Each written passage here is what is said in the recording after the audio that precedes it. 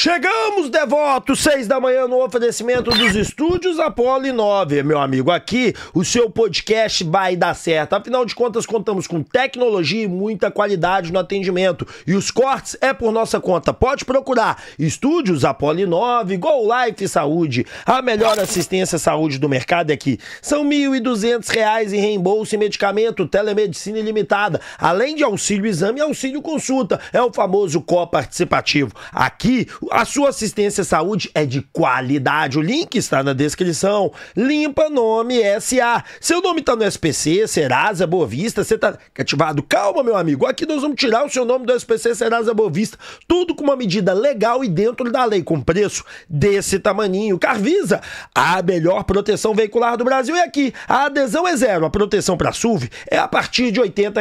Para carros a partir de 69, motos a partir de 49. E o melhor, veio de outra proteção veicular ou veio de outra seguradora, você tem 50% de desconto nos 3 primeiros meses. É, meu amigo, a Importadora Elétrica Brasília tá pronta para você. Afinal de contas, desde 1957 prestando serviço de qualidade. Pensou nos motores VEG e pensou em componentes elétricos? Corre pra cá, Importadora Elétrica Brasília. É, rapaz, chegou o Portal Autoshop, o maior portal de seminovos de BH e região. Fica ali na Avenida Pedro II, 1900, no Carlos Prates. Aqui você pode confiar. Afinal de contas, o Portal Autoshopping sempre entrega qualidade, preço e o melhor, o seu carro novo.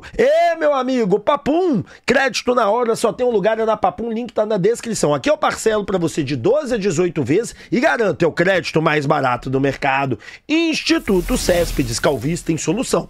E a solução é transplante capilar. Rap Careca Show, cabelinho de pombo, acabou. Sabe por quê? Fiz o transplante capilar, zero entrada. E ó, 10 anos mais novo e muito feliz. Por quê? Porque vale de verdade. O link está na descrição.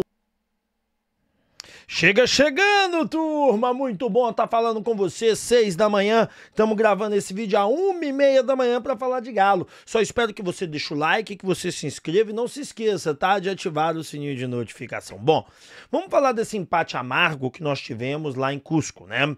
Lembrando que o Atlético só não teve Alan Franco, né, mas tinha todos os outros jogadores à sua disposição. O técnico Cuca, junto com o departamento médico, optou por poupar Arana, Natanael, o Alan Franco estava gripado, né? E aí por isso ele não jogou. O resto do time completinho, o resto do time era aquele mesmo, era Everson no gol, Lianco, Júnior Alonso, Gabriel Menino, né? E aí eu já tirei, não vou falar o nome daqueles substitutos ainda, Scarpa, Rony, Hulk e Coelho. E aí na substituição de Natanael entrou o Saravia, que jogou muito bem, na substituição de Arana entrou o Caio Paulista, que jogou muito bem, e na do Alan Franco jogou o Rubens, que jogou muito bem. Bom, até aí tudo bem, até aí nada demais, mas o que acontece, cara? Nós tivemos um empate amargo, e bem amargo, porque o time era muito ruim. Você via que o time do Cienciano era uma equipe fraca, era uma equipe que não agredia, era uma equipe que não... A gente via que dali não saía mais nada, a gente via que dali não seria uma coisa forte, a gente via que dali não ia ter nada demais.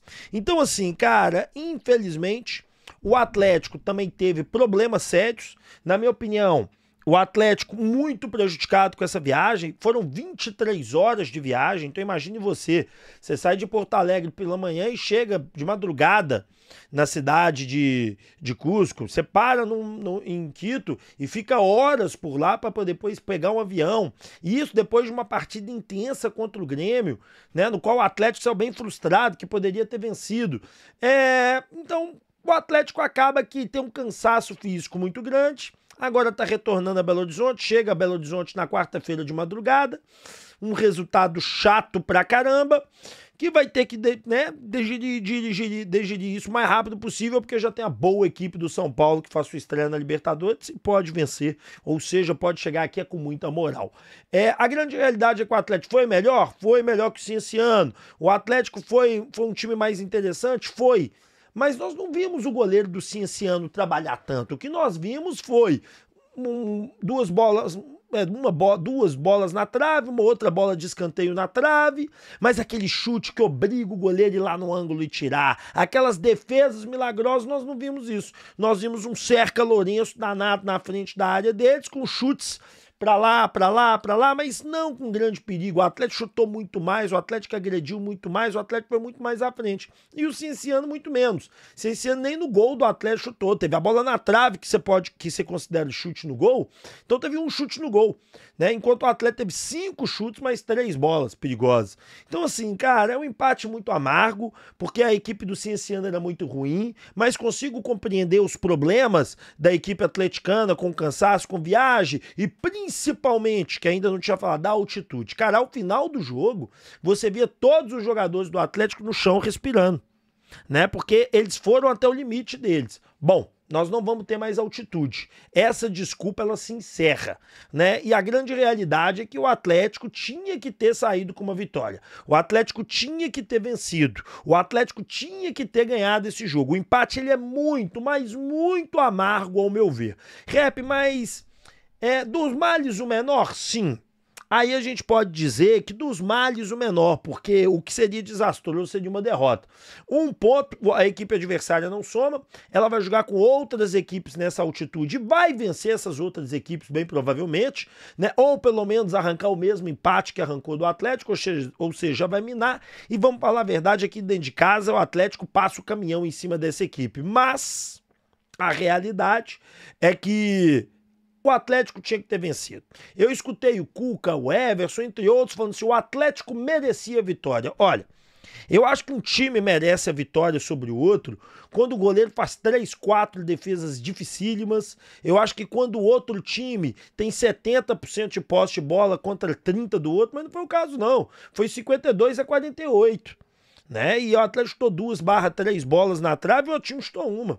Né? A grande realidade é que o Atlético não levou esse perigo todo que todo mundo fica falando, não. Né? O Atlético não foi um time que atacou e humilhou, não. O Atlético, né, aquela bola, por exemplo, que vem cruzado e que o atleta do Atlético divide, esqueci quem foi que dividiu, e o goleiro fez uma boa defesa, foi pra mim o melhor lance de ataque do Atlético. Rony pega uma bola livre, dá um bico pra lá, o Hulk pega uma bola livre, dá um chute pra lá, o Coelho não conseguiu jogar, e aí, olha o que eu vou dizer agora, como é que surpreende. Sabe quem foi o melhor da partida do Atlético? O Lianco. Aí você vai falar, pô, Rap, então peraí, como é que você fala que o Galo foi o melhor em campo e o melhor foi o nosso zagueiro? É bem simples, é porque o Lianco não deixou o bicho se criar, meu irmão. Matou no ninho. Cortou no ninho a coisa ruim. Então toda vez que tinha uma jogada de muito perigo da equipe do Cienciano, o Lianco, ó, flap, cortava aqui, ó, na raiz o mal. Então, por isso que o Lianco foi o melhor da partida, né? Nós tivemos uma melhora na partida do Gabriel Menino ao longo do jogo, mas para mim não foi tão bem também. Tivemos uma melhora da partida do Rubens, mas também não foi tão bem. E o ataque, para mim, Hulk não conseguiu jogar um bom futebol, chutou pro gol, meteu aquela bola na trave, outro chute no goleiro. O Rony também, para mim, lutou muito mais mal. O Coelho também lutou muito mais mal. Scarpa foi fraquíssimo. Enfim, um empate amargo que, vou te falar, aquele saborzinho da derrota tá querendo vir na boca, mas eu consigo segurar ele. É amargo, né? Mas sem gole é amargo. Você vai, só que por conta da altitude e da grande viagem. Que se não tivesse altitude e a grande viagem, a altitude teria de qualquer jeito, mas essa viagem, para mim, o tempo de viagem é o que mais pegou. Se o atleta tivesse conseguido chegar antes, ter mais tempo de descanso, e gente, eu não tô falando nem tempo na cidade, não. Eu tô falando mais tempo de descanso mesmo. De não ter tido uma partida sábado e já jogado na terça, né? Sendo que domingo praticamente inteiro viajando e segunda, chegada de madrugada, uma dormida de 7 horas, treino e jogo no outro dia, eu acho que o atleta deveria ter se dado melhor. Bom, teve um abuso em Cusco. É importante a gente falar sobre isso. O Vitor relatou que o vestiário não tinha nem água. Olha, eu vou trazer esse tema mais profundamente com a frase do Vitor, com o vídeo dele falando, com o áudio dele contando, mas eu queria dizer uma coisa. Cara, a Libertadores e a Sul-Americana são torneios grandes. Por mais que a Sul-Americana não seja a prateleira de cima, ela é um torneio feito pela Conmebol. E a Conmebol, ela tem que zelar pelo mínimo. O Atlético gastou para ir para Cusco, eu não acredito que menos de R$1 milhão. Que é porque é tudo voo fretado. Então o Atlético gasta uma bagatela. O Atlético gasta uma quantidade enorme de dinheiro uma quantidade assustadora de grana, para que ele chegue no vestiário, o jogador não tem zona mista. O Atlético se recusou a fazer uma zona mista para quem estava lá, porque não tinha água no banheiro, os jogadores suados querendo tomar um banho, estava frio. E aí não tem água no banheiro. Então assim, cara, uma coisa é o Tocantinópolis, meu irmão, da 4ª divisão do futebol brasileiro. Ah, mas o Equador é um país pobre. Cara, olha, a condição mínima de um vestiário com água quente e com água corrente tem que ter. É uma condição mínima. E eu falei a mesma coisa do Tocantinópolis, que o dinheiro todo da Copa do Brasil tinha que ser revertido para poder suprir essas coisas. E não para o ano da equipe. Então assim, cara, um abuso que aconteceu em Cusco. Eu sei que a diretoria do Atlético vai fazer reclamações formais, eu sei, só que a gente sabe que a Conmebol não vai fazer nada. E a Conmebol ela tinha que zelar melhor por essas coisas, que essas coisas incomodam muito. Os jogadores ficam muito putos e com razão, cara. Os caras querem tomar um banho depois de um dia de trabalho. E eles não podem fazer isso. Aí, o que aconteceu? Prejudicou os patrocinadores. Porque os patrocinadores que querem ter aquele momento de fazer a pergunta para os jogadores, aqueles que gastaram dinheiro indo para lá, como a Itatiaia, entre outros, não tem condições. Então, assim, é terrível. Que aí se perde tudo. Se perde tudo. Né? Bom, partindo para o próximo tema, o Cuca se segurou bastante na coletiva. Também vou passar a coletiva na hora do almoço, né? E vamos passando ao longo dos dias aí, mas a grande realidade é que o Cuca, ele entende que a equipe teve domínio, ele entende que a equipe foi melhor, ele entende que a vitória deveria ter vindo, ele entende que a altitude prejudicou, ele entende que o tempo de viagem prejudicou, ele entende que todo esse carrossel de coisas prejudicou. E razão ele tem, realmente prejudicou, realmente foi chato, realmente foi um problema. Só que o seguinte, cara, você vê que ele se segura muito na hora que ele vai falar das substituições, e ele fazia elogios para o setor defensivo todo, para o Fausto Vera, para o Caio e para outros, mas você vê que as opções ofensivas dele ele não tinha. Por exemplo, ele faz a substituição ali de Coelho, aquela turma toda ali, e ele não põe o Bernard, que teoricamente deveria jogar pelo lado esquerdo. Ele joga o Caio para fazer uma função, muda, ele tenta fazer toda uma estratégia para tentar cobrir aquele lado. Então acaba que você vê que o Cuca na coletiva, quando é questionado sobre essa situação, ele se segura. E por que ele se segura? Porque o Cuca não vai ficar comprando briga com a diretoria, com a questão de reforço, ficar batendo, tem que trazer, tem que fazer, porque ele já falou. Ele já falou em 4 oportunidades diferentes. Lembrando, coletiva pós-título, zona mista pós-título, falou também como é que fala? No jogo treino e falou contra o Grêmio. Pô, então assim, já falou pra cacete. Não adianta ele ficar falando, batendo martelo, gritando, xingando e remoendo isso. Então chega-se um ponto que o cara fala assim, velho, agora eu vou embora com o que eu tenho aqui, seja o que Deus quiser, porque a grande realidade é essa. Chega-se uma hora que o cara vira e fala assim, vamos embora aqui e seja o que Deus quiser, porque cansa. Cansa, realmente é cansativo, realmente é chato, realmente é problemático, realmente não dá certo. Então ele olha e fala assim, cara, é melhor eu partir para um outro ponto.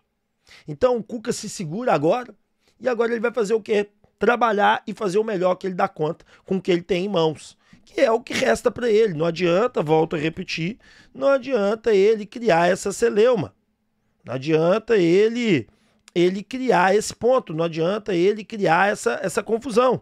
Porque ele não vai ter resultado com isso, ele não vai ter o que fazer com isso. Entendeu?